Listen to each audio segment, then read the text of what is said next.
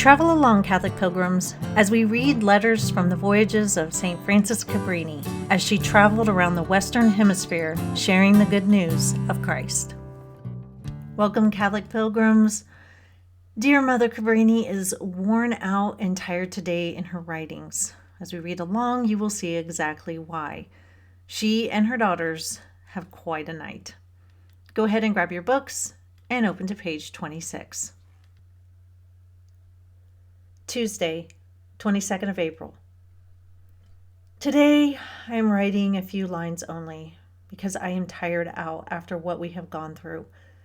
Yesterday evening, the movement of the boat increased. It dipped at the stern to such an extent that we thought every moment it would capsize. Then they increased the speed of the engine so much that about midnight we felt a terrible shock, and the boat stopped suddenly.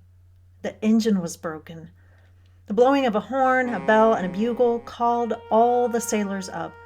A great noise was heard, but no one knew what it was except that we realized the ship was at a standstill. I got up in order to secure a life belt in case it was necessary. As soon as I was dressed, I went to see all the sisters.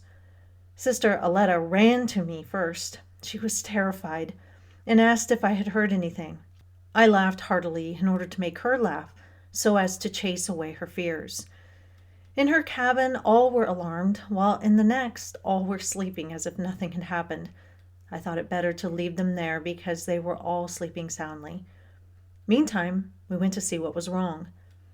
They told me we should be obliged to stay here until the engine was repaired. However, the sea became tranquil, and the boat rocked gently.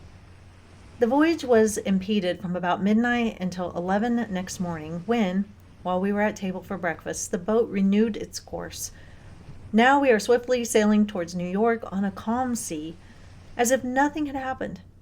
In the meantime, when the boat was at a halt, all the sisters got up, and now I am pleased to see them all with me on deck. Sister Augustina, Sister Baptistina, and Sister Assunta are still half bewildered. They don't feel able to take anything, although it is nice to see them smiling and always resigned to the dear and holy will of God. Having lost my sleep last night, I am very tired. Nevertheless, I walk about, I eat, I am with you in spirit. Tonight I will sleep, if the good God does not wish otherwise. Often we take pleasure in seeing the beautiful seagulls, at one moment flying in the air and at another frolicking on the water.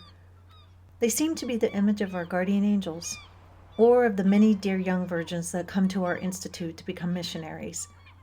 This is the first time I have seen seagulls. We'll stop here for today, Catholic pilgrims. I hope Mother gets some rest, but next time we read from her, she will spot land. Until then, live the faith boldly and travel well.